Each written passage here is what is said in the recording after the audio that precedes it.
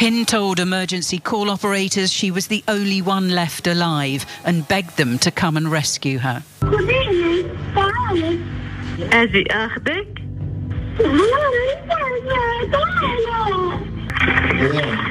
حواليكي في ضرب رصاص؟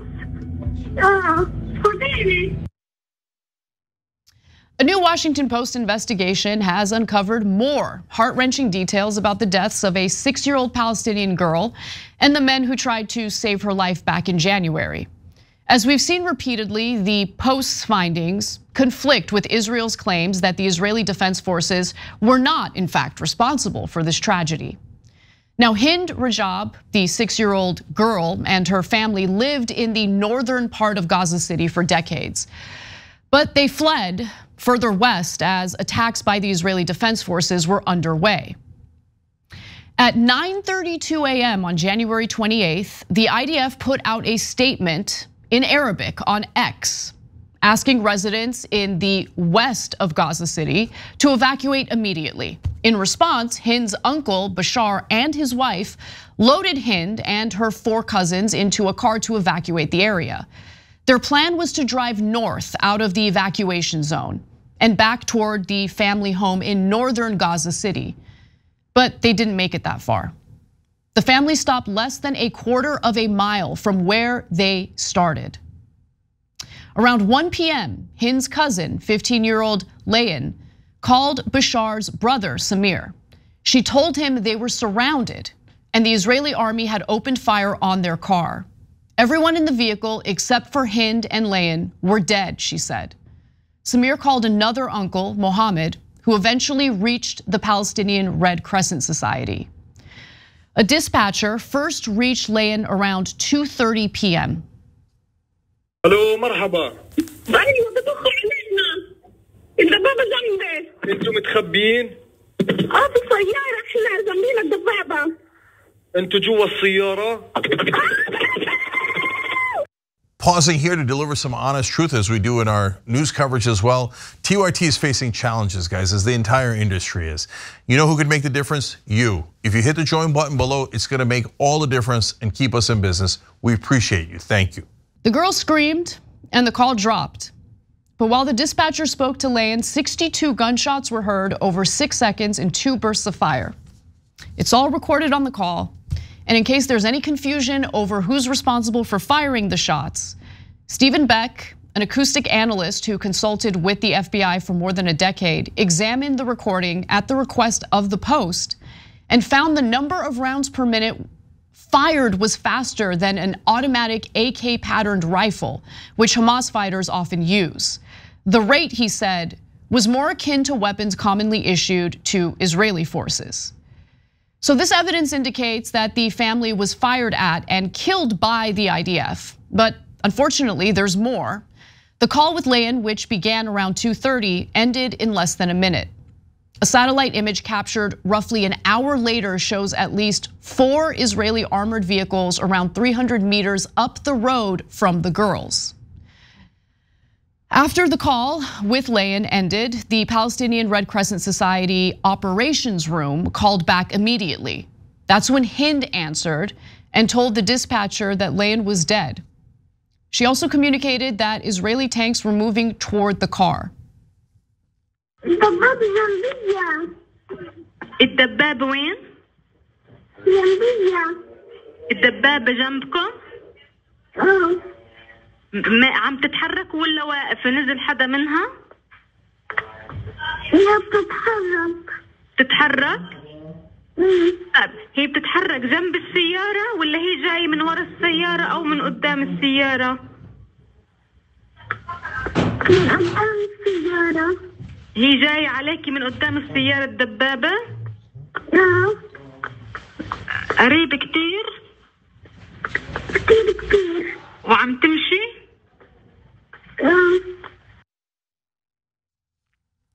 I just want you guys to consider what it's like to be a 6-year-old kid trapped in a car with a bunch of your dead family members, scared for your own life.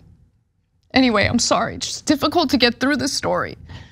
At 5:40 p.m., Fathi Abu Warda, a liaison between the Palestinian Authority's health ministry in Ramallah and Kogat, an arm of the Israeli Defense Ministry that oversees the Palestinian territories, said that permission for an ambulance to proceed to Hind arrived in the form of a route map from Kogat. So Israelis are the ones who are communicating the route map. Abu Warda sent the map to the Palestinian Red Crescent Society dispatch team on WhatsApp at 5:40 p.m., according to messages reviewed by the Washington Post. So the map appeared to have been made in Google Maps and had a clear blue line instructing the ambulance drivers to follow a specific route. The paramedics headed out quickly to the location where Hind was trapped, using the route that the IDF, the Israeli Defense Ministry, had apparently given them. The paramedics were driving with the lights of the ambulance flashing when a green laser was seen hovering just in front of them. The dispatcher told the ambulance to keep moving slowly, but just seconds later, the line drops. خليك معي شايف السيارة أنت؟ مش شايف مشغل السرينة واللواح؟ السرينة لا لوحاتي شغالة ما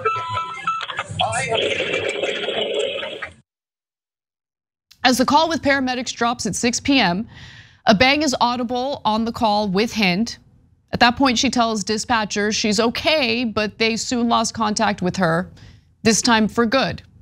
It wasn't until 12 days later, on February 12th, when the IDF finally withdrew from the area, that a Palestinian civil defense crew was able to reach the horrific scene.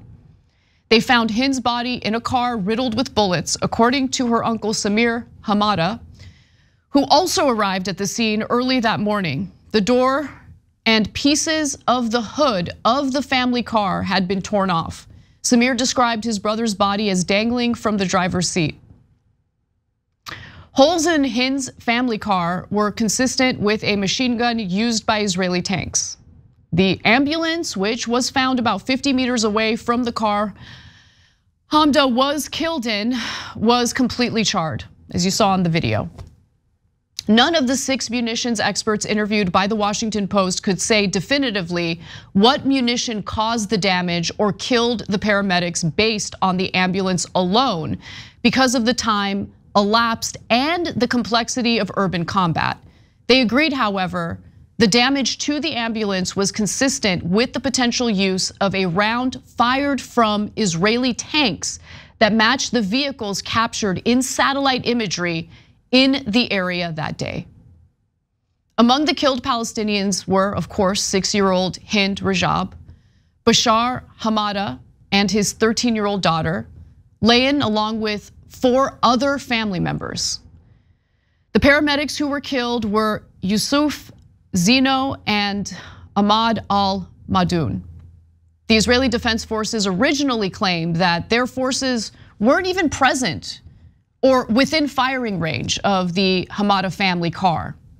But later, the US State Department said the Israelis admitted that there had, in fact, been IDF units in the area.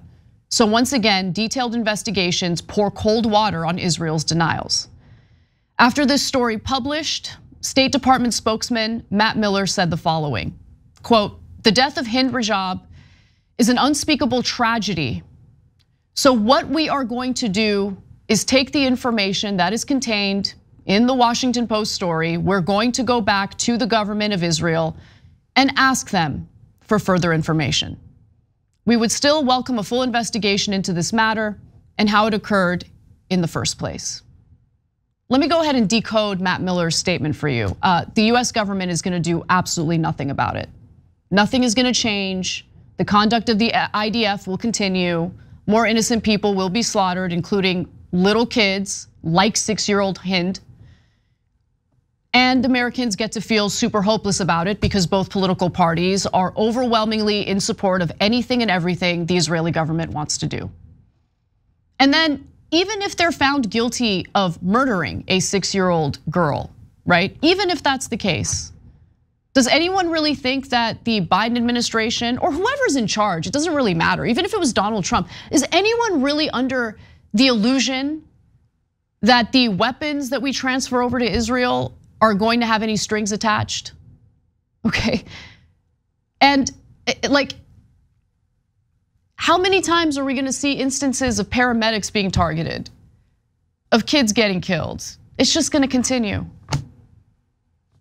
And that's the worst part about all of this. You see the faces of the kids who get killed, you see the outcome of the investigations, and then you see the pathetic response by our State Department and our federal government.